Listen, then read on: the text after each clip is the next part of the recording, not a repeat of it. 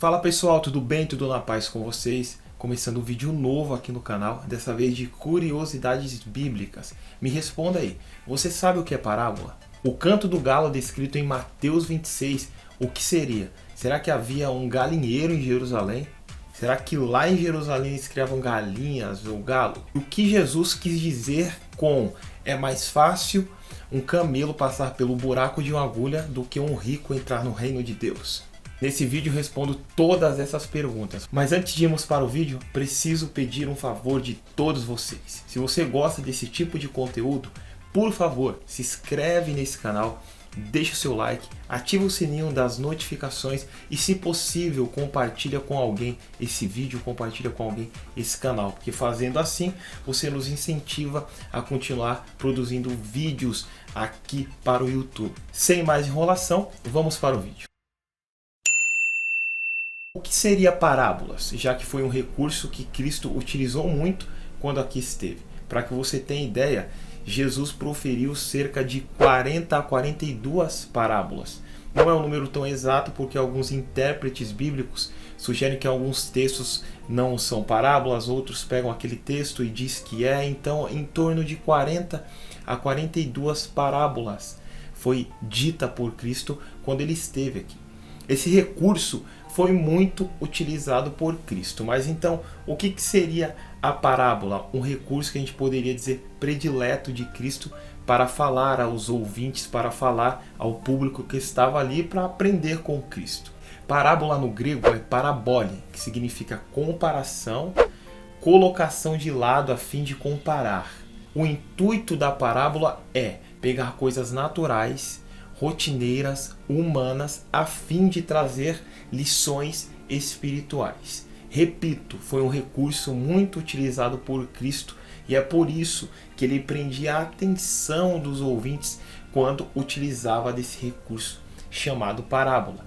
Todas as parábolas de Cristo você vai encontrar coisas que eram habituais, elementos que eram rotineiros aos ouvintes daquela época. Quer um exemplo disso? É só você pegar a parábola de Lucas 10, a parábola do bom samaritano, e você comparar os elementos que aparecem nessa parábola, que é um homem que desce de Jerusalém para Jericó.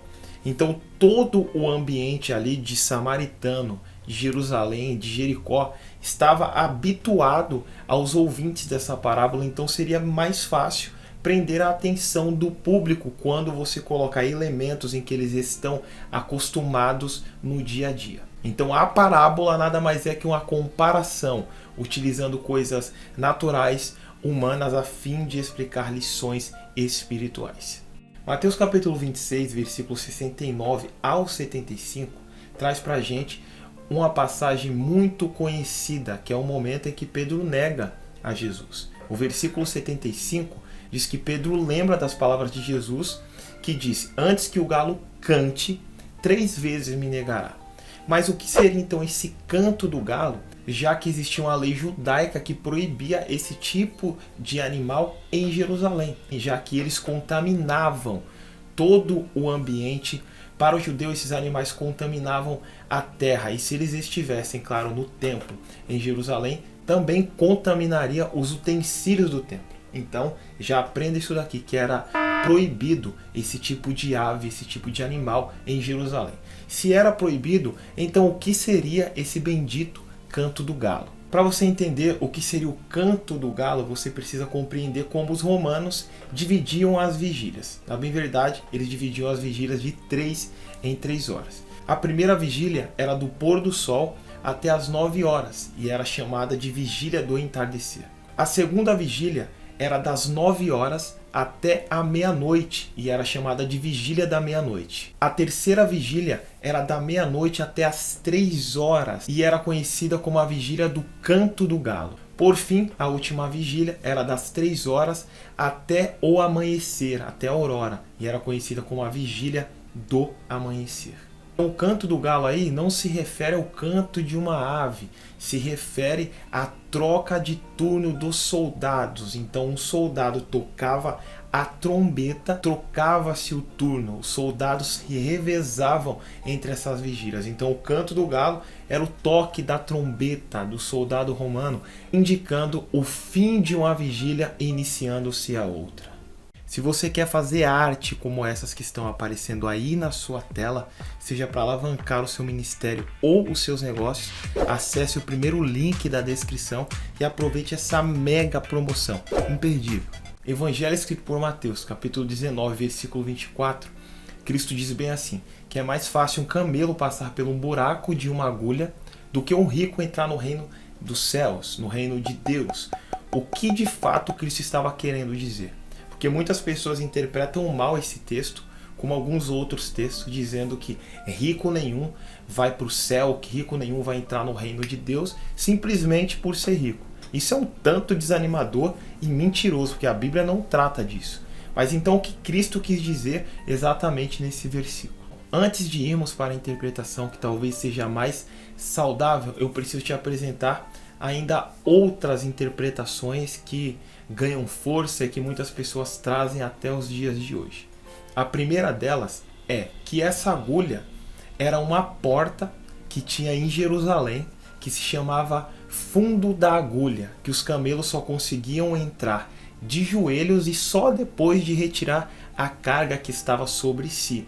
Então a primeira interpretação seria essa, e você consegue ver aí o porquê que eles utilizam muito essa interpretação, porque dá base para um monte de texto legal, mas que de fato não é o que o texto realmente quer dizer. A segunda interpretação afirma que há um erro na tradução grega, que não estaria escrito camelos, mas sim camilos, igual vocês podem observar aí na tela, porque camilo significa corda grossa, e essa então seria a melhor interpretação, a gente modificar camelo por corda. Então eu conseguiria desmistificar o meu versículo, mas também isso não é coerente e muito menos saudável.